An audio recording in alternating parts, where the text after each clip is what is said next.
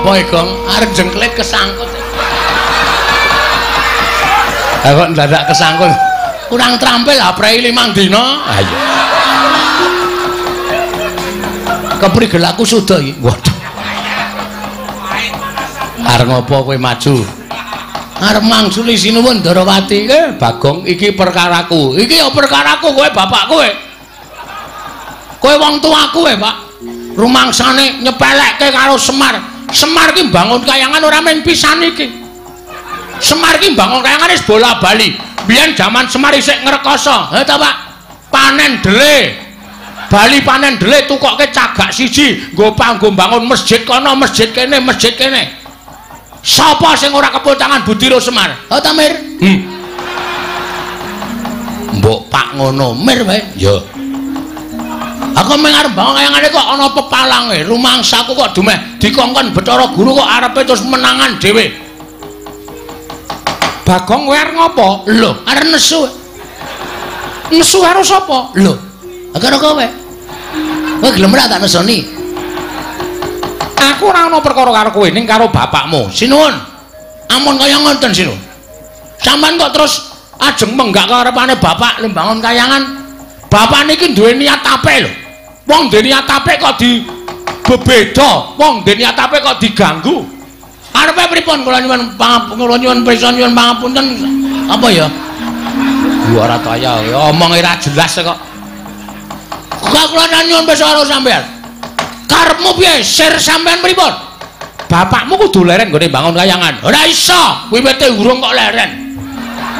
Ya Mario. Kok dadak nyebut ora? Ya wis udu dewa. Lho. Omong kok mulak-malik. Yen pokoke masa memarang aku, tetep aku ora trima. Tan trimane Bagong sapa wae sing arep meparangi karepe bapak kena waton iso nglangkai kuwandane gareng.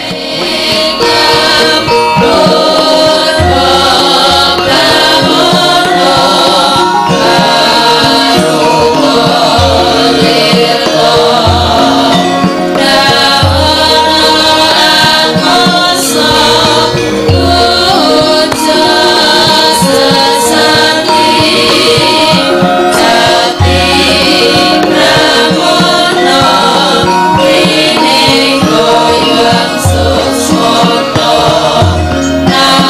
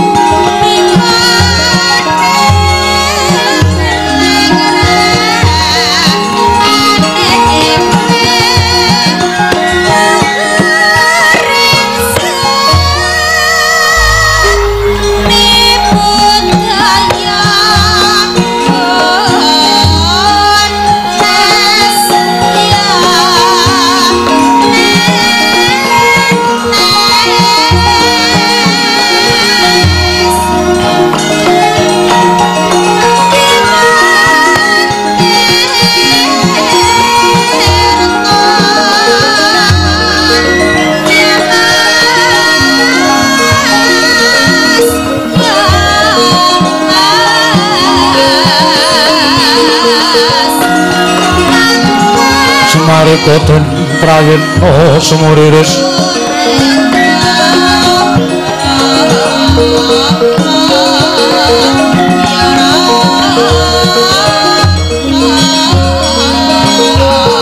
semuriris seka balik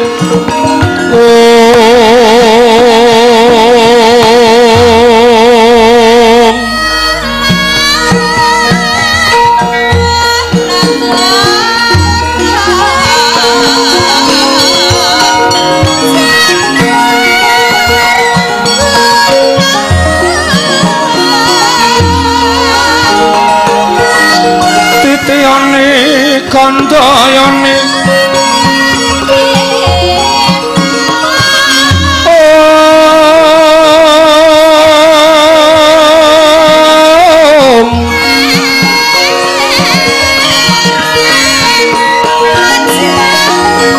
Trisanya purnama sasi kilaran ing tengah latar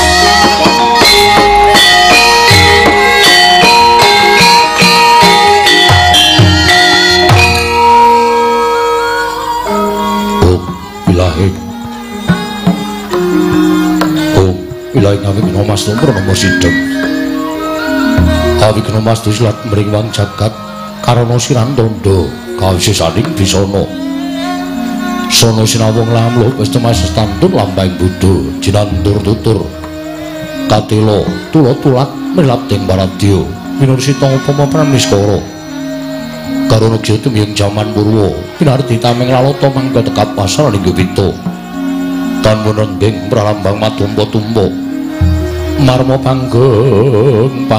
panggung sang murweng tata sebebyar dumadining wayang purwa tulakane ngondoli narik rurut ing basa dongeng kono ngumusu rasa ing narasaya karaos mulat sarira hangrasa wani ruhing diri rasa rumangsa ngrumangsani lir jalma nilokaca jar wewes nakut cak ing carita bejewus gemelar jroning pagliran yaiku sejati namriksani pagelaran Dinggit Purwa Surya Candra Darum Yang Kartika pinuruba kodrating kawasa sahalirat trihangi dari bawana Purwa teking duk sina gilir kemanti temanda dipetanganing dina sasi warsi windu kang sarta abad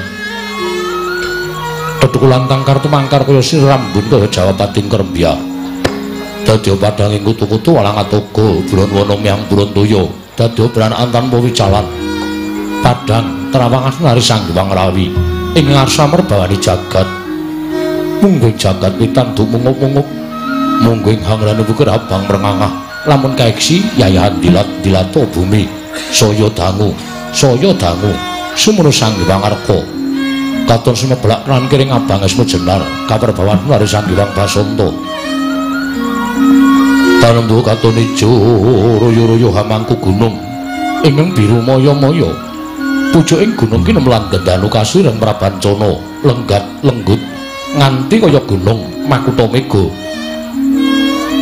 tan watawis dangu selang kawula dasi denular sang upaya buga garap tegal sawahi anglur seluruh tanah pedhote sinambi sesendonan sesindenan mikul garulukune hanggiring raja kayane samane ana pirembagan Samarwangi Sang Warga saya dangu saya inggil katos nari jagat pus katon melok duwengi ngeblat papat lor kidul wetan kulon Senar jagat kang samrebut biyada, rebut teja, rebut kekuwung, parandene datan ana ing ngemadani kekuwunging padukuhan ing Karang Kadempel, ya ing Klambi Sireng. Winastan padukuhan Karang Kadempel karana ing mriku bumi subur ingkang saged nuwuhaken tanem tuwuh, woh-wohan, pala kesimpar, pala kependhem, pala gumantung, dadara jararjaning praja. Wit saking wulutuning bumi ing sakalangkung kathah. Pramila sinebut Klambi Sireng, awit telenging padukuhan wonten wit klambi sing ngulusipun cemeng. Nadyan namung sak padukuhan wonten wujuding wisma dapur limasan ingkang wis keladuk sepuh. Godya gedhek linabur gamping, cendhela cendak nanging cekli. Sangajenging wisma katingalku malebet sang Dewarna, abrit pethak gendera pusaka bangsa Ngamarta. Lah sinten wau ingkang katemben lenggah cinandra tanah sanes amung tetungguling padukuhan Karang Kadempel, ya pamonging para Pandhawa inggih Panakawaning Madukara, nama Kyai Lurah Semar, Nayantaka, Badranaya, Saronsari, Budha Manangunung, Jurudyah, Punta Prasanta, Wong Boga Sampir, ya Boja Kadi inggih Sang Kyai Ismaya. Semar tegese datan kasamaran saking kahananing kegumelar miwah ingkang dereng gumelar. Nayantaka, Naya Ulat Antaka tegese pati. Yen menuju peteng atine ulate Lurah Semar kaya wong mati. Badranaya, Badra rembulan. Naya Ulat yen menuju karenan penggalihe. Ulate Lurah Semar yayah wulan dadari. Saronsari sak paripolahe tansah neng semake ora saru malah sari. Budha Manangunung wujude Kyai Nayantaka sarwa ngewuhake, yen diarani lanang mongko kopek, yen wadon kok rerawisan. Jurudyah Punta Prasanta tegese pamunging satru ingkang nganggaya kautaman, janggan semara santa. Tegese dadi guruning wong kang gegulang, olah tapa brata, sabar drana, lila lan legawa. Wong Boga Sampir tegese jalma kang wis kalis saking panggoda pangrencana. Datan kenggo dene kanikmataning donya, anane amung sarwa merdika lahir trusing batin. Boja Gati tegese dadi juru pelados ingkang setya tuhu ing sesanggeman. Ismaya minangka pepenget dumadining si Ismaya saking esmuning cahya weninging gesang.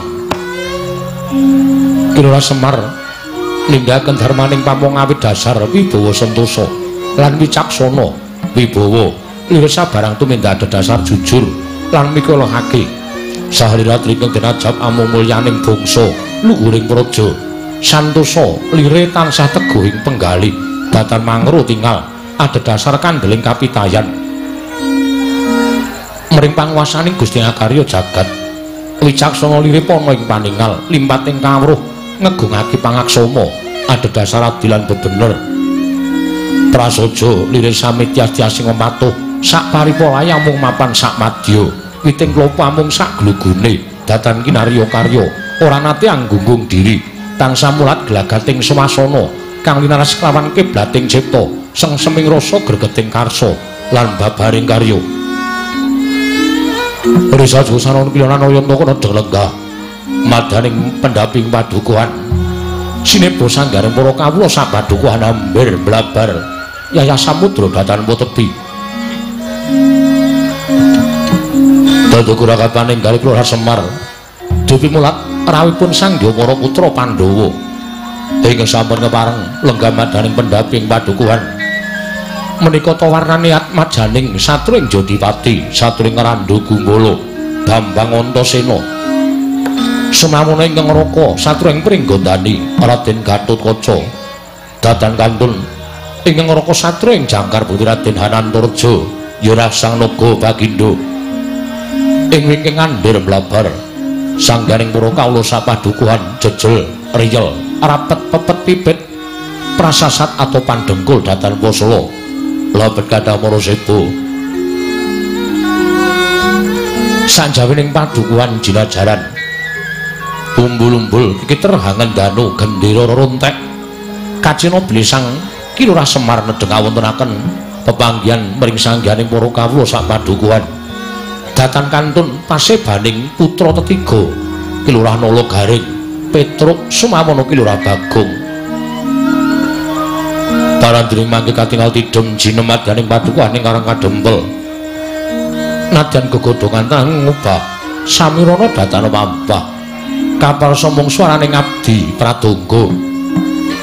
Iwa pangling waranggana munyang ngrangin akarya asri seneng madaning padukaning Karang Kadempel. Nalika semanten dupi mulat rawuhipun sangganing para bendara dadi gurawaning galih Lurah Semar Badranaya Wilayah cipta sigra ngrukmeng daya harsa medhar pangandikan dadi kemangono jeneng pangandika Lurah Semar Badranaya ingkang dereng kababaring lisan.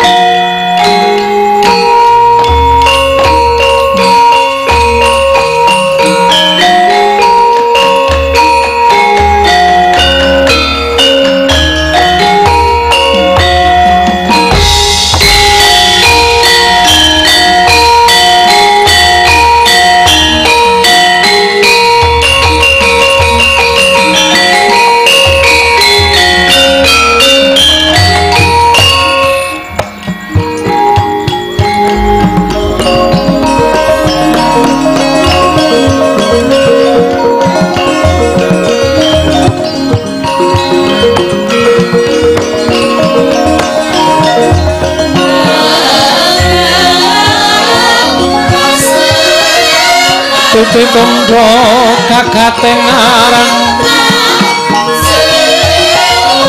Trisundri winayang jati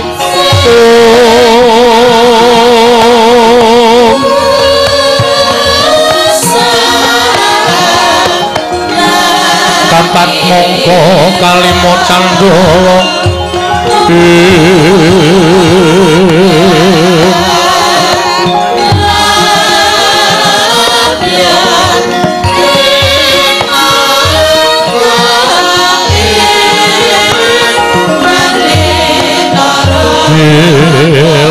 kilaran ning tengah latar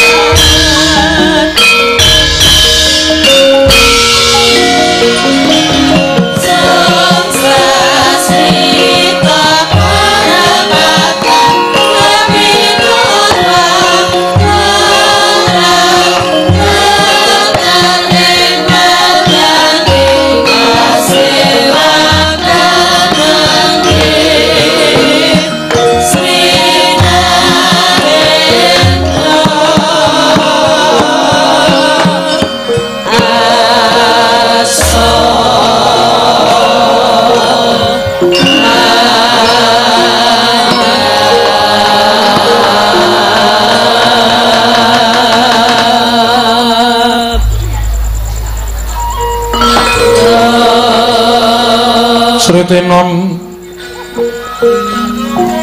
ning mase bakan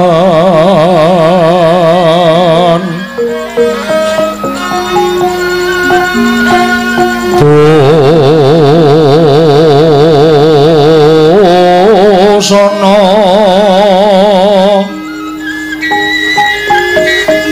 maneka warna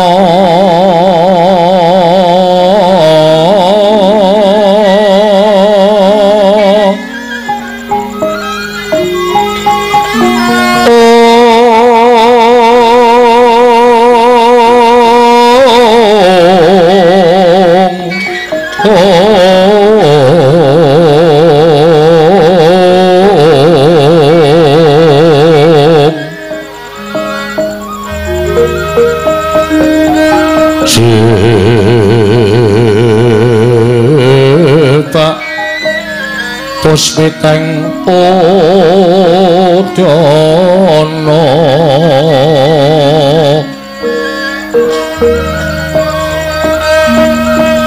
miyang pancra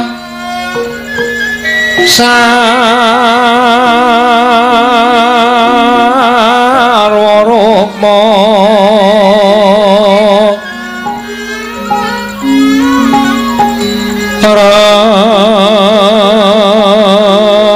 geng manik nara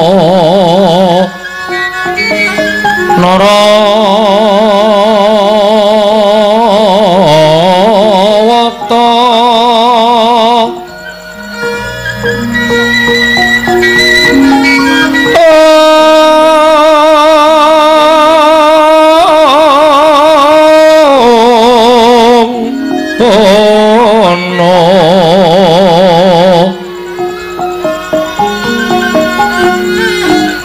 Prabanyo kang so merat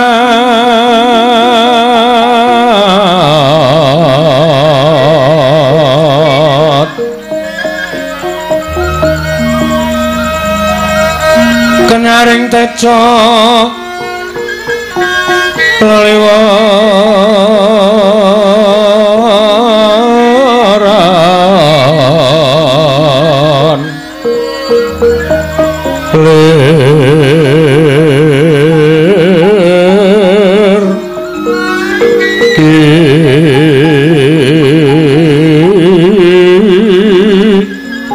lat sisiring dadit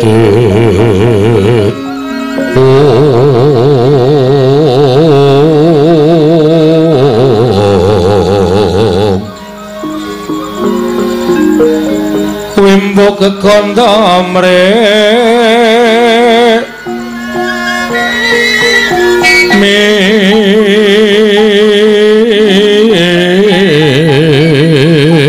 ingin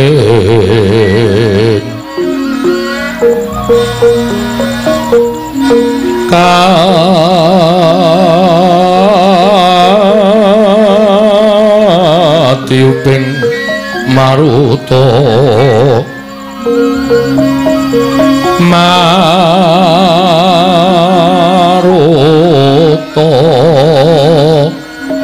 mando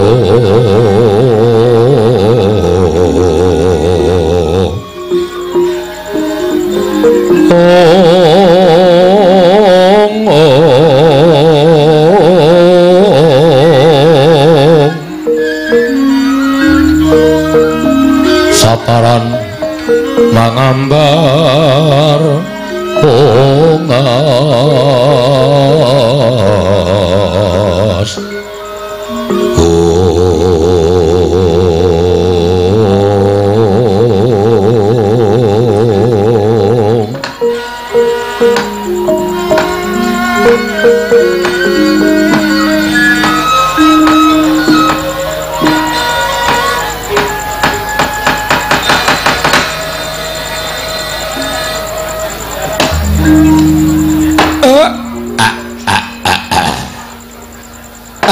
blegek-kekugek sadulita mel ora kanthi kanyana-nyana Lah kok kaya kejugrukan wukir sari kelepaning samudra madu.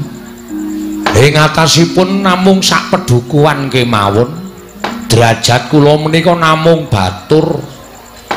Kula menika namung Panakawan, kula menika namung kawula. Lah kok kerawuhan lancur-lancur Pandhawa. Ndara-ndara kula. Ndara Antasena. Ndara Gatotkaca, Ndara Antarja. Nuwun sewu Den. Sami wilujeng rawuhipun. Gus Ndara Antasena. Pangestune kakene Semar slamet aku. Ora nemu alanan Swijapa, aku ngaturke bektiku katur ya Kek. Ampun ngowawayabdat. Kula niki ming batur, kula niku batur ingkang Rama. Kula niku Panakawaning Pandhawa kok sampeyan ngaturke bekti kalih kula. Nek nganti dipun mirengaken para kawula sak padukuhan Karang Kadempel mangke ndak dikira Semar menika wong kemewat. Semar niku ndak dikira wong sing sombong umuk kalih kawula kula. Kek Ndara Antasena pripun? Najan kakene Semar ora nampa sembahku, ning aku tetep ngaturake sembah marang kakene Semar. Mergo saka penyawange Antasena lenggahing kakene Semar ana ing pedukuhan Karang Kadempel iki ora mantra-mantra wujuding Panakawan. Nanging gak sawang kaya pangejawantaing Sang Hyang Bathara Ismaya ingkang nyalira marang kakekne Semar Badranaya. Mula aku wani ngaturke sembah lan aku percaya kakekne Semar nampa sembahku ora bakal ana walang sangere. Pun. Ampun kebangetan sampeyan ling ngendika kaya ngoten mengki nek dirungokke anak-anak kula ndak dosaya gembelo sirahe. Kula tampi dawah sami-sami den dipun sekecaken anggenipun lenggah. Kaya wis ora kurang prayoga praptaku Kek, ana ing pedukuhan Karang Kadempel. Ndara Gatotkaca wilujeng. Pangestune Siwa Semar slamet aku. Aku ngaturake basaku katura Siwana Yantaka. Nggih, kula tampi dawah sami-sami. Dipun sekecaken lenggahipun nggih Den. Yo, Siwa Semar kaya wis ora kurang prayoga. Ndara Antarja wilujeng. Pangestune Siwana Yantaka slamet aku. Aku ngaturke sembahku katur marang ngersaning Siwana Yantaka. Kula tampi dawah sami-sami. Dipun sekecaken lenggahipun nggih Den. Yo, Siwana Yantaka kaya wis ora kurang prayoga praptaku ana ing Karang Kadempel. Nuwun sewu. Gandeng nggih swasana wonten ing dusun sarwa-sarwi sami kirang ing samukawisipun kula nyuwun pangapunten ingkang mestenipun ndara-ndara kula menika mboten pantes lenggah wonten ing pedukuhan kula. Ning gandeng niki kula mboten ngarepake rawuh sampeyan ming sampeyan sing padha rawuh enten padukuhan mula nggih sak wontenipun nggih Den kaya wis kepenak nggonku prapta ning padukuhan Karang Kadempel kene Kek. Wis ora kurang apa wae, malah rasaku saya luwih kepenak sarta jenak nggonku mapan ana ing Pandhawa pedukuhan Karang Kadempel. Papan lengganing Ki Semar Badranaya. Nggih, matur nuwun, matur nuwun. Nala Gareng Petruk Bagong ngaturna sembah karo bendaramu ingkang katemben rawuh iki tole aja nganti ngilangke tata krama. Ngestaken dawuh Pak. Ndara Antasena kula ngaturaken bekti kula kunjuk. Iya, tak tampa reng. Pangestuku tampanana. Kula pundi jimat paripe dayanana ing kasantosan. Ndara Gatotkaca kula ngaturaken sembah pangabekti kula kunjuk. Yo, nala garing tak tampa. Pangestuku tampanana. Niki sanget anggen kawula dadosaken jimat paripe. Ndara Antarja kula ngaturaken sembah pangabekti kula kunjuk. Yo, nala garing tak tampa. Pangestuku tampanana yo nala garing. Kula pundi jimat paripe dayanana ing kasantosan dipun sekecaken anggenipun sami lenggah wonten ing pendhapinipun Bapak Semar Badranaya. Ya wis ora kurang kepenak praptaku ning pendhapaning bapakmu iki reng. Bekti kula kunjuk Don, Ndara Antasena. Petruk tak tampa pangestuku tampanana. Ndara Gatotkaca bekti kula kunjuk, ya Petruk tak tampa pangestuku tampanana. Ndara Antarja bekti kula kunjuk, ya Petruk tak tampa pangestuku tampanana. Niki dipun sekecaken lenggahipun nggih Den. Ya terus wis ora kurang prayoga praptaku ning Karang Kadempel kene. Ndara Antasena parang kula ngaturaken sembah pangabekti kula konjo. Ya Gong tak tampa pangestuku Tampanono. Kula cancang bocah weni kesuwen Gong. Kesuwen wis langsung terus wae ngono. Omonganmu ki kula cancang bocah weni dumaweng wijang rumeketing Werdaya Sewu aku dawa banget. Kula tampi Jawa sami-sami nggih, Den. Ya. Ndara Garukaca, ya Bagong. Kula tampi kosike. Aja susu ngenteni kono. Engko kesuwen ora. Ya Bagong pangestuku Tampanono. Kula pundi nggo jimat parepe. Ndara Antarja bekti kula kan konjo. Ya Bagong tak tampa pangestuku Tampanono. Kula pundi nggo jimat paripun dipun sekecangan lenggah nggih. Ora cetha njokan. Ya Gong wis ora kurang kepenak praptaku. Matur sembah suwun. Nuwun sewu. Enten apa niki kok kaya janur gunung kadingaren sami rawuh enten Karang Kadempel. Napa pancen diutus Bendara kula Pandhawa, napa pancen saka kersane ndara-ndara kula lancur-lancur Pandhawa. Pami rawuh sampeyan menika badhe paring pidana dhateng Semar, keluputan napa sing pun kula lakoni? Ning nek ajeng paring ganjaran lelabuhan apa sing pun kula tindake, kula tak nyadong dawuh. Nyadong dawuh pengendhalipun Ndara Antasena, Ndara Gatotkaca, Rantarja. Iki ngene kae. Praptaku ning Karang Kadempel iki ora diutus dening Kepunden Pandhawa nanging pancen saka karepku lan karepe Kakang Garukaca apa dening Kakang Antarja. Wigatosipun kabar sing tak tampa kakek bakal duwe gawe. Sing kandha sinten? Kula ora ndek gawe napa-napa, Kek. Nek pancen kakek Semar kuwi duwe gawe, anak-anak Pandhawa ora bakal wisuh lumuh ngentasi perkara. Tegese ora bakal meneng wae, ning mesti kudu cawe-cawe. Mergo aku ngrumangsani lelabuhane kakek Semar kelawan Pepundenku Pandhawa kuwi wis gedhe, mudune marang para putra Pandhawa. Nek nganti kakekne Semar duwe gawe, kok anak-anak Pandhawa iki padha meneng wae, terus menyang endi rasa matur nuwuning para putra-putra Pandhawa marang kakekne Semar. Terus menyang endi rasa tepa seliraning putra-putra Pandhawa marang kakekne Semar. Kakang Garukaca kuwi tau-tate nampa pangudangmu, tau-tate mbok mong. Aku ya tau-tate mbok mong. Kakang Antarja ya tau-tate dimong dening kakekne Semar lan sak anak-anakmu kabeh, Gareng, Petruk lan Bagong. Nek nganti kakekne Semar duwe gawe kok aku karo Kakang Garukaca, Kakang Antarja ora cawe-cawe, doh nyono cerak nyono padha mestani yen anak-anak Pandhawa kuwi suwijining nom-noman sing ora ngerti males kabecikan kelawan wong tuwa, luwih-luwih marang kakekne Semar Badranaya. Handrah ingkang Mbuswitarum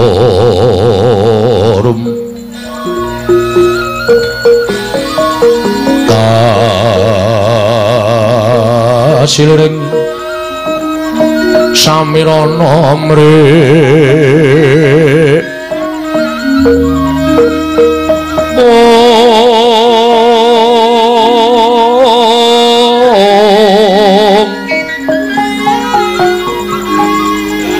sekar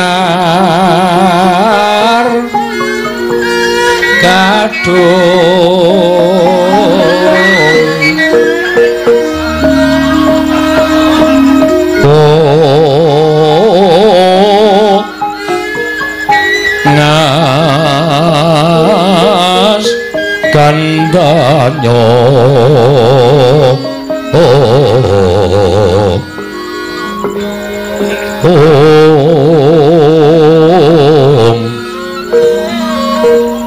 maweh raras retnaning driya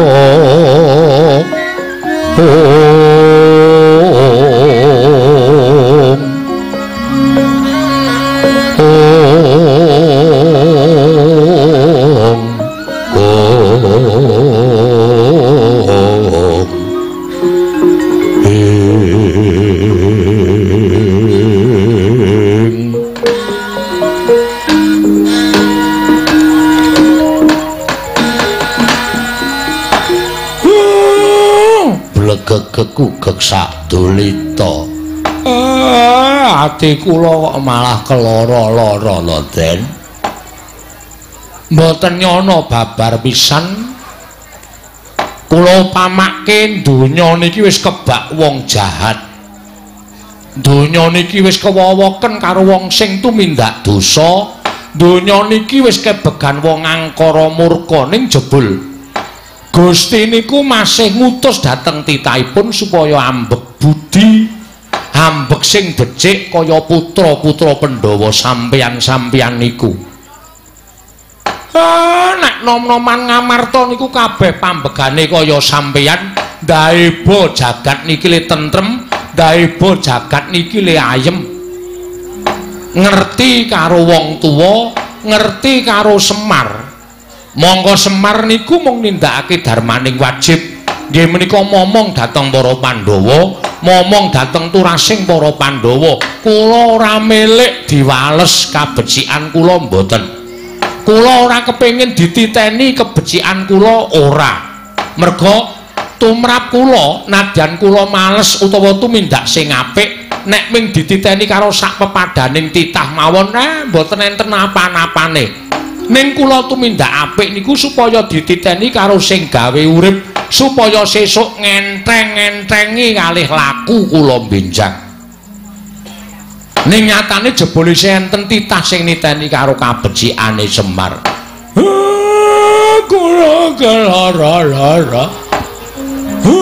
Rasane ajeng nangis. Ning nek kula niki nangis apa ya wangun wong kula niku wis tuwek. Lah kok dadi sampeyan sing kula omong ora mesti saben dina pisan kula ulatake urip sampeyan kok niteni karo labuhane Semar. Sing bendina kula ulatke, sing bendina kula omong wedhus-wedhus niki blas ora ana sing ngabekti karo wong tuane. Kula matur nuwun nggih, Den. Ora ana tandha matur nuwun ing para putra Pandhawa marang kakene Semar kejaba mung males kabecianing kakene Semar. Mula kek daturi paring dawuh, kakek kuwi janjane arep duwe gawe apa? Kula niki nembe rasanan kemawon sampeyan pun prisa. Nyata nek sampeyan niku nom-noman sing lantip panggraitane, mboten kok mengasah landheping lair tok, ning landheping batin nggih mangasah. Wekasan pono dhateng samukawis sing badhe lumampah. Nggih kaya ngeten iki lho, nom-noman sing kula karepe kaya ngeten iki. Ora mung nguja karo hardaning lair, wekasan batine ketul, mula ora awas dhateng swasana menapa kemawon menika mboten awas. Ning dikulinake ngelincipi dhateng lair lan uga damelan deping batin menika tumrap kula wigati. Yo. Kula niku janjane ming lagi rasanan kepengin bangun kayangan. Kepengin bangun kayangan kersaning kakene Semar piye? Kersane Siwanayantaka piye? Yo, kersane Siwanayantaka piye? Mangke riyen, mangke riyen. Kayangan niku papan nggon sing apik, papan nggon sing kepenak. Teng kayangan mriku mboten wonten rasa memungsuhan, ora ana wong regejegan, ora ana wong padha plirik-plirikan, padha sikut-sikutan. Teng kayangan mriku niku wontene mung kepenak, ayem, tentrem, rukun, samukawisipun nikmat lan mupangat ingkang dipun raosaken. Mula kula kepengin bangun kayangan wonten negari Ngamarta menika. Gesangipun para kawula menika ya ayem, tentrem, rukun, boten wonten raos suk-sukan antawisipun setunggalan-setunggalipun. Kabeh padha tunggal cipta rasa karsa lan karyane, tetunggalan hangangkat karyaning praja. Dadi kawula sing apik, dadi kawula sing becik, anut denang dhateng pernataning hukum negara Ngamarta. Nek kaya ngoten niku iso kelakon, Ngamarta niku dadi negara sing ayem, ora ana rasa memungsuhan. Nadyan beda-beda panembah, beda-beda werna kulit, beda-beda tata basa, ning tetep ruket manunggal satunggal dados setunggal nyawiji inggih menika dados kawula negari Ngamarta. Ngono kae. Nggih. Mula kula ajeng bangun papan pasinaon, papan panembah. Papan-papan sing apik, papan-papan sing becik. Nek iso kula ajeng ngilangke papan-papan sing kebak maksiat. Niku ajeng kula singkirke supaya titah utawa menungsa sak negara Ngamarta menika samya manembah dhateng panguwasaning Dat Kang Murweng Dat. Papan-papan ngibadah ajeng kula okehi enten negara Ngamarta. supaya padha eling karo Gustine, supaya padha eling marang panembahe. Mula dina iki pancen ajeng kula niat ki kula kepiyake ajeng bangun kayangan. Yen pancen kersaning kakek kaya mengkono, aku manut. Aku mbok dawuhi apa-apa aku nderek. Yen pancen kersaning Siwa Rayataka kaya ngono, aku bakal bantu lahir batin. Aku go bakal bantu lahir batin. Siwa Rayataka ndak aturi paring dawuh, butuhke probiya pira. Mengko saka jangkar bumi kang bakal nyukupi. Mengko saka pringgondane kang bakal nyukupi probiyane. Mengko saka ngrandu gumpule kang bakal nyukupi prabiyane. Kakek Semar ora usah kuwatir. Matur nuwun, matur nuwun. Gila. Wong ki nek lelabuhane akeh wong bantu, akeh wong seneng. Lho, Tru, conto bapak kuwi. Wong ki nek lelabuhane kaya bapak kuwi, oh, akeh wong tresna, akeh wong seneng. Gila gong contonen gah. Kowe kok mesti bedani dhewe ngono lho. Ngene lho. Ha piye? Bapak iki anak-anak. Kuwi supaya anake duwe cita-cita. Oh iya. Nah, aku mau nek cita-citaku padha karo bapak. Mau aku kudu duwe cita-cita dhewe. Bapak bangun kayangan aku sok suatu saat nek wis tuwa, nek wis kaya bapak mati, hus. Gareng mati kowe mati aku mbangun dhewe. Ning ora arep tiru-tiru bapak, wong ki duwe cita-cita dhewe-dhewe kok. Aja tok rungokke Bagong, wis ben. Pancen bocah iki nek karo aku ora cocok. Aku ki upama ora gebajut mau dadi anake Semar to. Lah ngopo? Wis rekoso. Jare nek do ngandhake Semar ki sanggiwange semaya, dewa ngejawantah. Mbok anake iki dikai sugih kabeh. Ket biyen kok ming kere. Males aku. Bapak arep bangun kayangan, dibantu karo putra-putra Pandhawa. Ah genang gleleng bapak. Bangun kayangan maune ra ndek apa-apa, saiki putra-putra Pandhawa do mbantu ya. Jelas wah, bakale kelakon penjangkane. Neng kula mboten butuhake bab probeya lair, mboten. Bondo donya mboten. Merga niki ajeng kula lakoni dhewe. Nek sampeyan ajeng bantu kali kula, mang bantu kekuatan kemawon. Mang bantu kekuatan. Sampeyan wong enom-enom. Dadi upama ana sing ganggu nyarusiku nggen kula mbangun kayangan, sampeyan kudu iso mbrasta sapa sing ajeng nyarusiku anggen kula mbangun kayangan menika.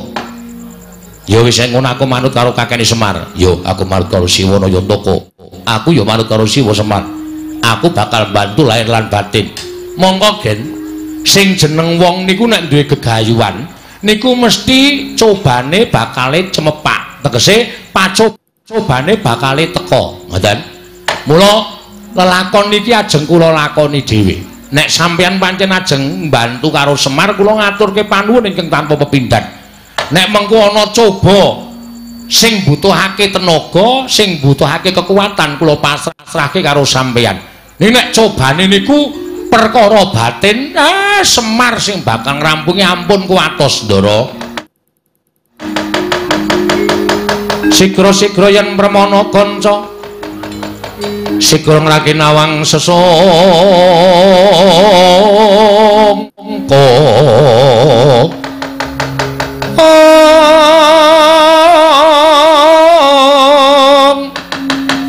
Nalindra mbek marwa sing sang Katri kumulung. Katri kumulung mangrempak ing wadya.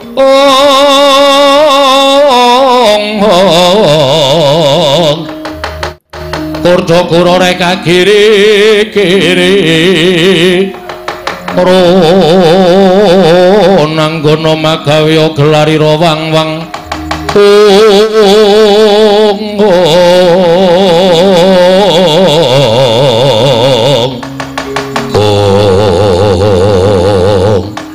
Didemat daning padukan karang kadempel. Nalika semanten iki lurah Semar Badrana wis ndawahake bilih arsa mbangun kayangan. Dinampi dening sanggane para putra Pandhawa dadak sakoling mangke kasaru geger madyaning padukan ing karang kadempel.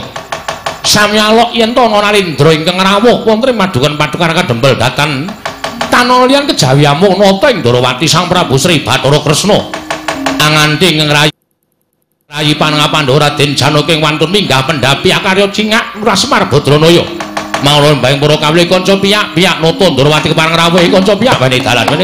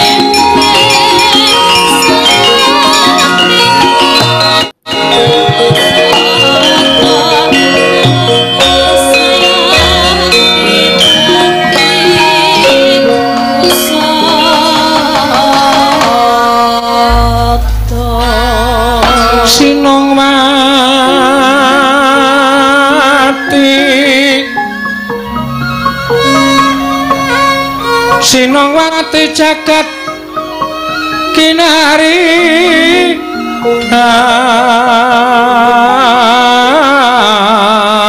among mbak lumembak ombak ing samudra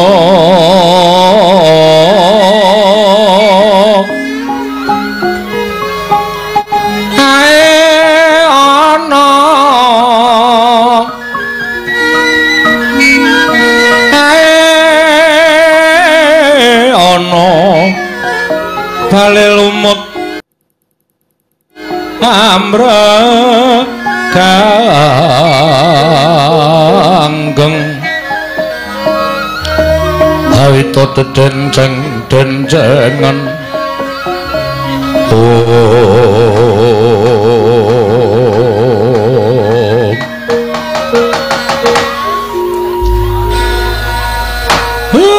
kaget kula Den. Para kawula sami alok menawi wonten Nalendra ingkang tedhak wonten ing Karang Kadempel. Lah kok jebul sinuwun Ndarawati. Kula ngaturaken bekti kula kunjung nggih Den. Ya Kakang Semar, ndak tampa kanthi lega legawaning penggaliku ora liwat pangestuku tampanana Kakang Nayantaka. Kula pundi nggo jimat Ndara Janaka bekti kula nggih Gus. Ya Kakang Semar, ndak tampa Kakang tiba sepadha-padha Ndara Setyaki bekti kula. Ya. Kakang Semar wis ndak tampa gawe gedhening atiku ora liwat pangestu Tambanana. Kula pun dinggo jimat pariping dayanana ing kasantosan. Lah kok mboten nyono-nyono? Kula ora ngimpi apa-apa lah kok papan kula kerawan para her-her, para priagung-priagung. Waduh. Sinuwun Ndara Kresna bekti kula kunjuk. Nala Gareng tak tampa pangestuku Tambanana Nala Gareng. Nun inggih sangat anggen kalau ndadosaken jimat pariping. Ndara Janaka bekti kula nggih Den. Ya Nala Gareng tak tampa pangestuku Tambanana. Nun inggih Ndara Setyaki bekti kula kunjuk. Ya Nala Gareng tak tampa pangestuku Tambanana. Nun inggih sangat anggen kalau ndadosaken jimat. Sinuwun Ndara Wakti bekti kula nggih Den. Ponokawan Petruk tak tampa pangestuku Tambanana. Nun inggih Ndara Janaka bekti kula. Ya Petruk tak tampa pangestuku Tambanana. Nun inggih Ndara Setyaki bekti kula. Ya Petruk tak tampa pangestuku Tambanana. Kula pun dinggo jimat paripin dayanana ing kasantosan. Sinuwun Ndara Wakti bekti kula konjo sinuwun. Ya Bagong tak tampa pangestuku Tambanana. Tiba sepadha-padha. Kok ora basa iki to? Anu apa? Kula pun dinggo jimat paripe lali aku. Ndara Janaka bekti kula konjo. Ya Bagong tak tampa pangestuku Tambanana. Kula pun dinggo jimat. Ndara Setyaki bekti kula konjo. Ya Bagong tak tampa pangestuku Tambanana. Padha-padha le gedhe ning beda ya, Tru. Apane? Suarane Ndara Janaka karo Ndara Setyaki. Nek Ndara Janaka ki loro, iya Bagong ndak tampa pangestuku Tambanana. Nek Ndara Setyaki ki gedhening cantas. Heeh. Ayo pambegane dhewe-dhewe, watake dhewe-dhewe. Enten apa, Gus? Rawuh enten Karang Kadempel. Kakang Semar. Sepisan tilik marang karajaning Kakang Nayantaka ndungkap angka 2. Satemene ana pitakonan ing bakal ndaturake marang Kakang Semar Badranaya. Dawuh napa? Kabar sumebar warata yen dina samengko Kakang Semar bakal ngayati jejiban, ya kuwi bakal mbangun kayangan. Nalika semono ndak anggep yen to apa ing dadi penjangkaning Kakang Semar kuwi penjangka ingkang lumrah. Nanging bareng ndak gelar ndak gulung titi priksa ingkang kanthi permati. Jebul tinemune apa ingkang bakal mbok tindakake mau satemene bakal gawe geger jagat saisine. Mangke riyen kok gawe geger jagat saisine perkawisipun Kakang Semar. Yen nadyan Kakang Semar kuwi sarta para kawula kabeh kuwi ngerti ento Kakang Semar kuwi titi sing Sanghyang Bathara Ismaya. Kakang Semar kuwi titis dewa.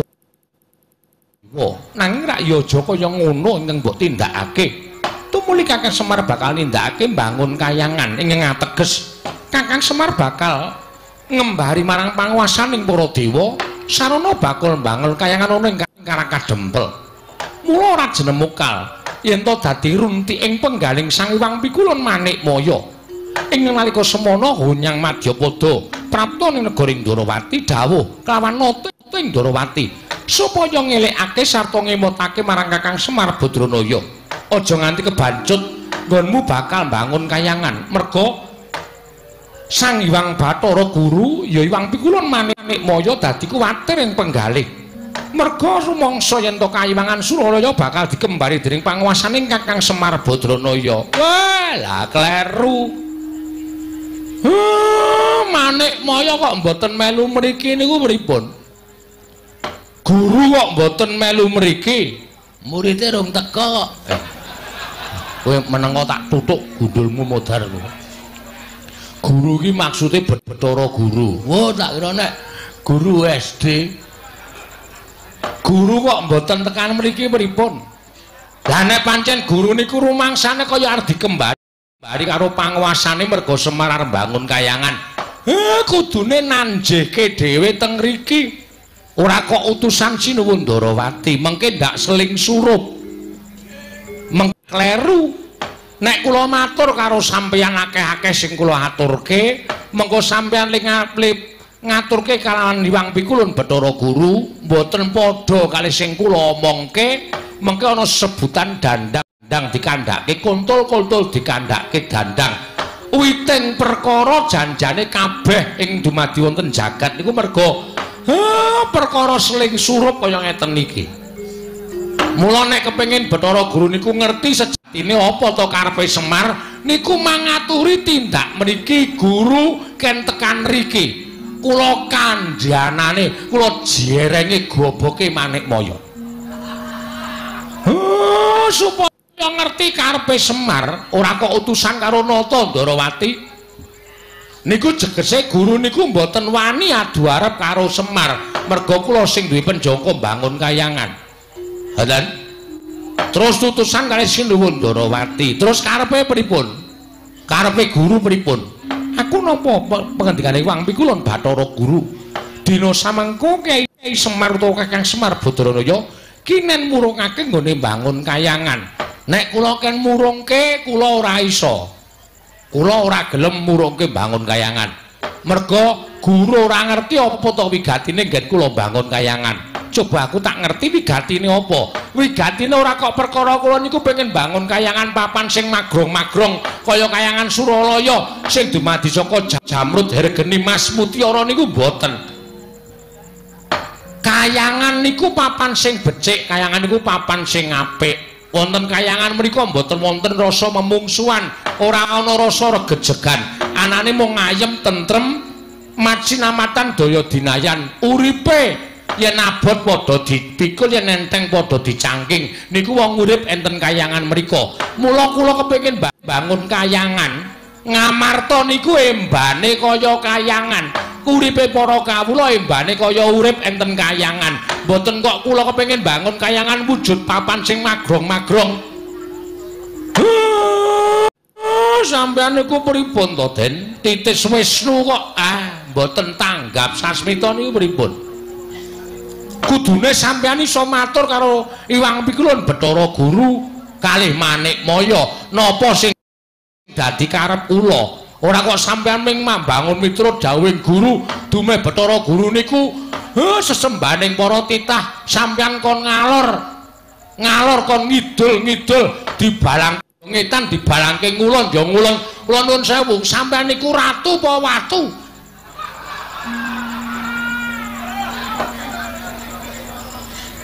Watu. Gong.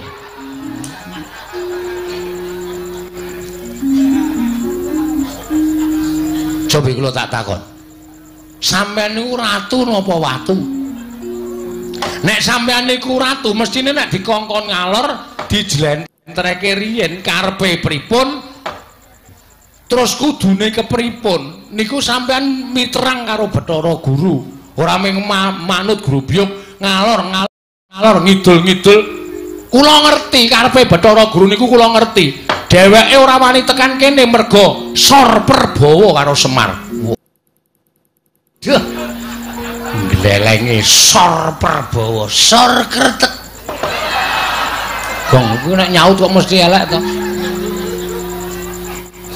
Merga wedi kali kula, tumuli utusan karo sampeyan. Pamrih napa? Sampeyan niku bendara kula, sampeyan niku pepunden kula. Terus nek sampeyan paring pangandikan kali kula, kula wedi karo sampeyan, tumuli kula murungke karep kula. Mboten no. Mboten. Ampun malih kok sampeyan Bathara Guru sing dadi sembaning para titah tekan riki menging karepe Semar. Mongko gegayuhan kula niku apik, gegayuhan kula niku becik. Kula nek gegayuhan apik sarta becik, aja kok sak pepadaning titah sing elek-elek karo Semar. Lah mbok dewa kayangan kon medhun kabeh teng mriki. Mboten ajeng kula paelu sinuwun.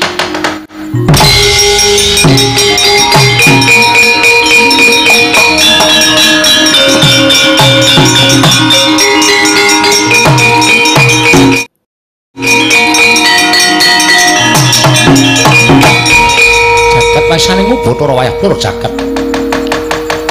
Dadi ngono to karepaning nggih Semar Badranaya. Yen ngono wis ora ana tandha tresnamu karo Yen ngono wis ora ana tandha ngabekti ning Semar Badrana kawan nata ing Darawati. Aku kuwi sesembahmu. Aku pepundhenmu Semar. Ing lumrahe kowe mesti mbangun miturut kan pepundhenmu. Lumrahe kowe mbangun miturut kawan nata ing Darawati. Nanging sengguh temen ucapmu. Kemewat kowe ngregem jimat. Kaya rumangsa wis bisa ngakak. Yen ngono tak temtokake yen to Semar Badrana wis ora manut karo Ratu Darawati.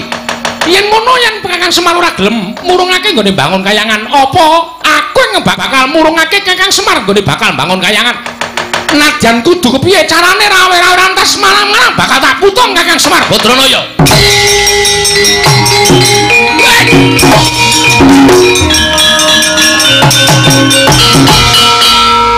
Ngopo iki, Gong? Arep jengklet kesangkut. Lah kok ndadak kesangkut. Kurang trampil ha prei 5 dina. Ayo. Keprigel aku suda iki. Waduh. Arep ngopo kowe? Arep mangsuli sinuwun Darawati. Bagong iki perkaraku. Iki ya perkaraku kowe bapak kowe. Kowe wong tuaku Pak. Rumangsane nyepelekke karo Semar. Semar ki bangun kayangan ora men pisan iki. Semar ki bangun kayangan wis bola-bali. Biyen jaman Semar isih ngrekoso. Ta Pak. Panen dele.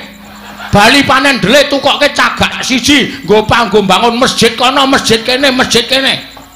Sapa sing ora kepul tangan Budiro Semar? Ta Mir? Mbok Pak ngono, Mir wae. Ya. Aku mung arep bangun kayangane kok ana pepalange, rumangsaku kok dumeh dikongkon Bathara Guru kok arepe terus menangan dhewe. Bagong kowe arep ngopo? Lho, arep nesu. Nesu karo sapa? Lho, karo kowe. Kowe gelem ora tak nesoni? Aku ora ana perkara karo kowe ning karo bapakmu. Sinuwun.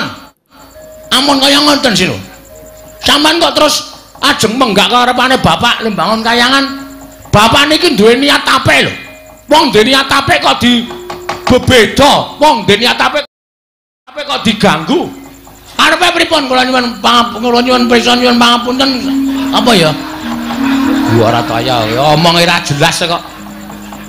Kok karo sampean? Karepmu piye? Sir sampean pripun? Bapakmu kudu leren nggone bangun kayangan. Ora iso, wiwite urung kok leren. Ya Mario. Tenang malah bantu Mas.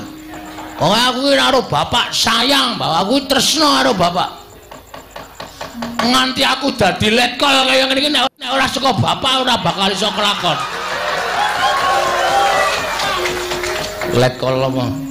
Letkol Sukino. Ayo. Aduh engko nek ngetokke Bandi jenenge Sukini ya terus ora apa-apa.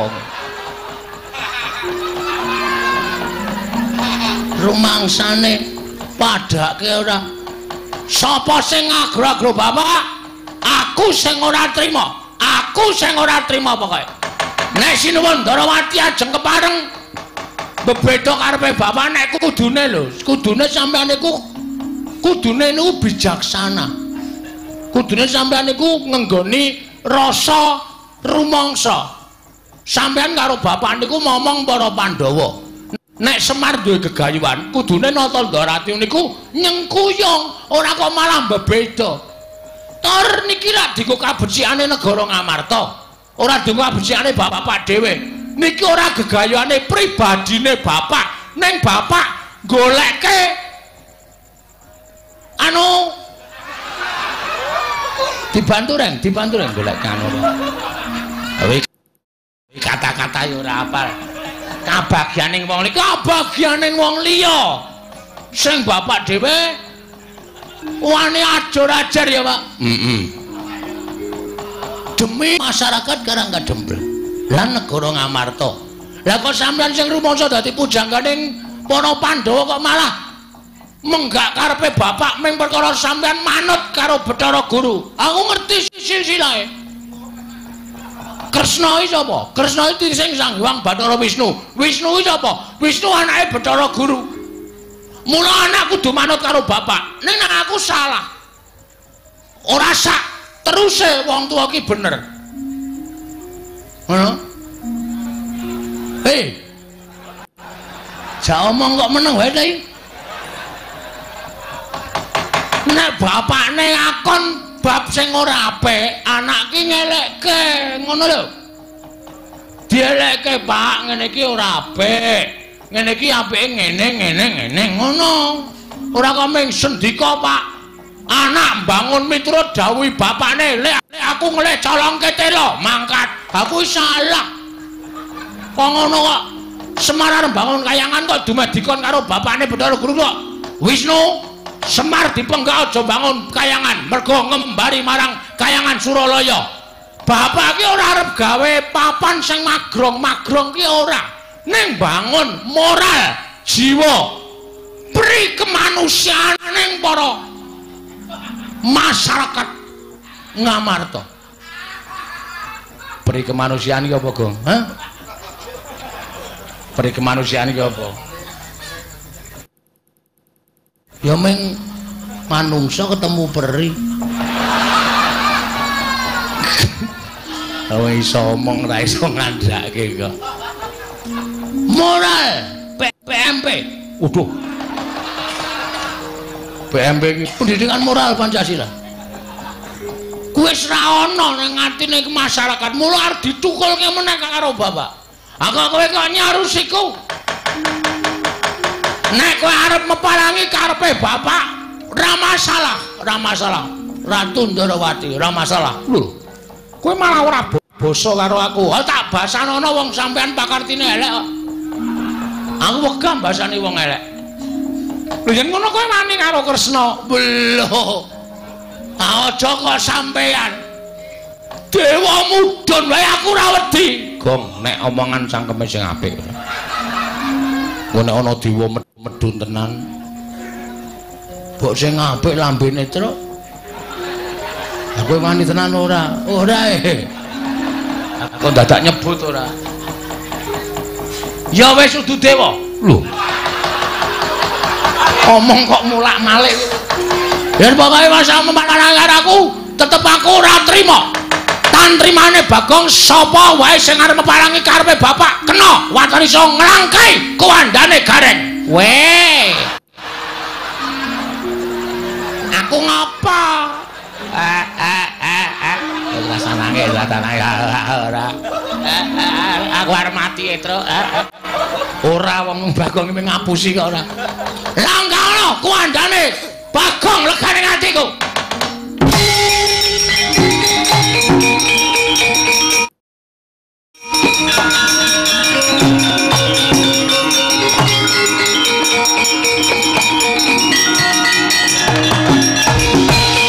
Bagong, non. Gugu karepe dhewe panungsa. Kowe wani gendak sikara, kowe wani nyuwara elek karo Kanjeng Prabu Ndarawati. Kowe nyawang ora aku sapa? Lho. Iki piye ta iki? Nek dapukane ra apal takon sutradarane. Kok takon aku sapa? Lah kowe iki sencaki. Wong kok ora ngerti karo dapukane. Aku sapa? Senopati Ndarawati. Sapa sing wani karo Koko Prabu Ndarawati tandinge Setyaki? Yen ngono kowe wani karo Setyaki. Nun sewu nggih, Mas. Ratu Gusti mau tak tantang apa meneh ming sak ngisore. Kowe iki Senopati, kowe iki sak ngisore ratu. Jelas wedi aku. Lho iki jelas wani aku ora ana wedine Bagonge ora ati ana sapa. Yen ngono wani harus diaki sing tak wedeni apamu? Metu njaba. Piye? Metu njaba. Gong tak tutuk sirahmu kowe. Iki peresmian masjid ora clemongan cangkeme. Aku kan metu njaba. Gelem ora gelem ya. Sasake apa terserah. Terserah pokoke. Manut aku pokoke. Metu njaba metu apa? Ayo legandang dereng metu njaba tutut Raden Setyaki.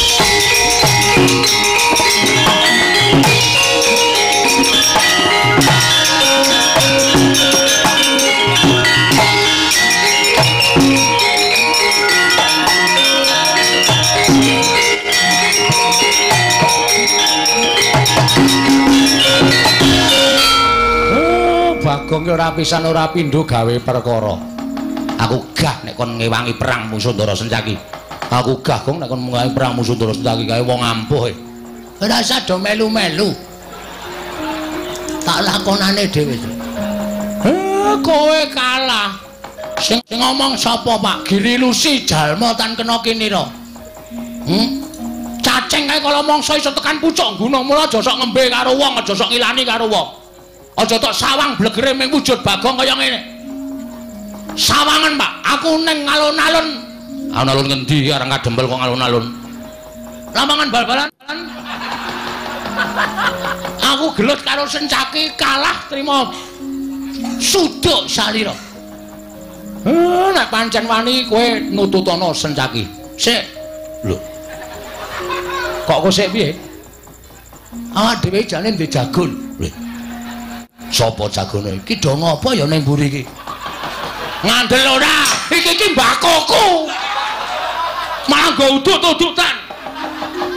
Dudu aku Bagong Yayi Antasena. Ah, ora iso. Kowe nglinting kok sak jempol-jempol. Boros. Ana apa? Mriko, tindak mriko. Wah, wis. Malah wis ganti training barang arep gelut e. Lho, arep gelut karo sapa? Riki tengok riki tak kandhani. Satria-satria jare mau sore Gagang Sewan tak bantu lahir batin. Yen ana apa-apane kekuatan aku bantu kekuatan.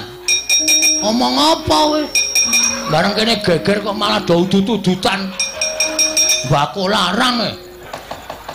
Mbakule njaluk kowe. Weh ngawur. Le tuku, le nyolong. Wah. Nyolong kok pamerke. Ndol karo kanca? Iya. Wah, iso metu kebule irunge.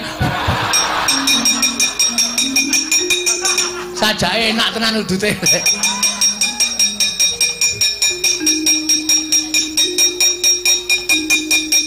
Lega? Yo. Do tak perintah do manut ya. Dadi lakon bengi iki. Aku kok dadi kok ngene ta bentuke iki? Klarune njupuk e. Piye ning opo, Gong? Niki wau Sinuwun Ndarawati rawuh. Heeh. Terus Sinuwun Ndarawati jebulna didombani karo Pukulun Bathara Maningkem. Manik Maya saka Kayangan Surabaya. Suralaya. Dukale mriki numpak pramek napa ora ngerti. Ning pokoke tekan kene utusan karo Sinuwun Ndarawati. Sinuwun Ndarawati kon nanjing kali Bapak Semar merga Pukulun Bathara Guru rumangsa kawatir nek Semar niku ajeng bangun Kayangan ngembari panguwasane ngiwang Pikulun Bathara Guru teng Suralaya. Lho. Lah apa Kakang Semar ora mblabari utawa ora matur marang Siwa Ndarawati nggone bangun Kayangan iki ora mbangun wujud papan sing magrong-magrong. Empun. Ning tetep Sinuwun Ndarawati ajrih kalih Sik Bathara Guru dawuh karo Semar, tekaku ana ning papan kene supaya kowe murungake nggone bangun Kayangan. Wah, Semar muring. Wah, oh, bangun Kayangan. Sampeyan iku kudune titis wis werna-werna bla bla bla bla. Yo. Nganti Samatra Sinuwun Ndarawati ngentut ngendikake nek nganti Semar ora murungake nggone bangun Kayangan aku sing bakal murungake. Tratap sing mak tratap kula nesu maju mengarep. Terus Sinuwun Ndarawati tantang. Lho kowe nantang karo Sinuwun Ndarawati? Heeh. Ayo ben mangkel kok. Semar arep dikaco. Terus iki Sinuwun Ndarawati nanti metu jaba. Sinuwun Ndarawati metu ning jaba. Karo sapa kancane? Raden Janaka. Karo meneh Raden Setyaki. Sing ora trima Setyakine maju mengarep malang krek brengose obah kabeh. Aku ya ora wedi brengose ya tak obahke. Endi kowe ora dibrengos kok? Wah tutuk ndase bagus. Obah no ndut ngono. Brengos kok ndut. Ha. Brengos ya tak obahke kula ya nesu. Terus dadi tantang-tantangan. Ndara Setyaki bakon nek wani karo aku metu njaba. Oke, tak. Apa tak turuti karepmu. Blajat metu njaba kabeh. Lah terus kowe nyeluk aku. Sampeyan mau muni piye? Sing endi? Sing kowe mau nek aku mbantu karo Semar bantu kekuatan. Nah iki pacobane Sinuwun Ndarawati, Ndara Janaka karo Ndara Setyaki. Saingene Ndara Antasena, Ndara Garkaca, Ndara Antarja tak du karo Ndara Setyaki karo Sinuwun Kresna wani apa ora? Nek entuk paliyale bapakmu aku wani. Nek bapakmu ngelilani aku wani. Mil, omong Mil. Setan tenan kok kuwi. Pancen setan tenan lho kowe kuwi kok ya. Aku to dudu kae ora wani ngono iki. Tak kira nek ndok mripatmu rada kira. Tiru-tiru gareng kok. Wis. Aja disenggol gareng kok ndak nangis ora. Aku kon piye? Sampeyan paring pangandikan Ndara Antasena, aku pasrah katentremaning Karang Kadempel. Sapa sing arep gawe kisruh nggonku bangun kayangan disingkirke. Ngono ga wis. Engko aku ngedu anak karo wong tuwa. Mir. Ki nek kowe ora omong ora rampung-rampung lho. Ming ana omong ngono aku ki wong tuwa nganggo petung. Petung. Gelem omong ora? Ora gelem seret metu jaba. Wedok kok ngawur ben. Aku metu jaba kok ya metu jaba ben. Ki aku kudu adil apa kae.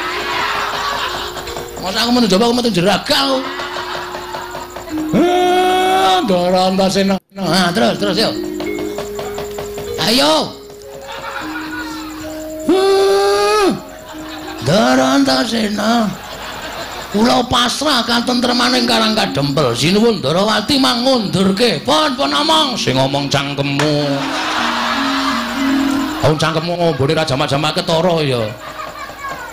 Ngerti? Ayo wis. Den. Nek pancen kudu kaya ngeten lakone nggih pun dilakoni mawon. Merga kula niku duwe saloka, sing becik bakal ketitik, sing ala bakal ketara. Nek Sinuwun Ndarawati duwe niat jahat, duwe niat ala karo Semar mesti ketara. Sampeyan nek belani karo tumindak sing apik diayomi karo Gusti sampeyan, Ndara.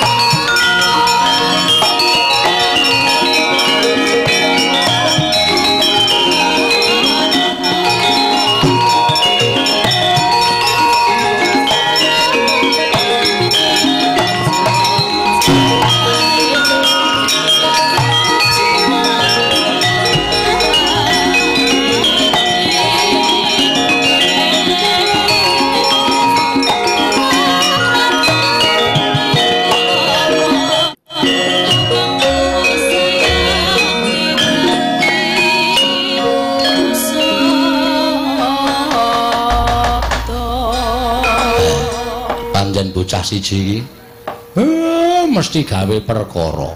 Ora aku sing gawe perkara. Sing gawe perkara ya wong-wong sing arep ngganggu karo kowe kuwi, Pak. Iya.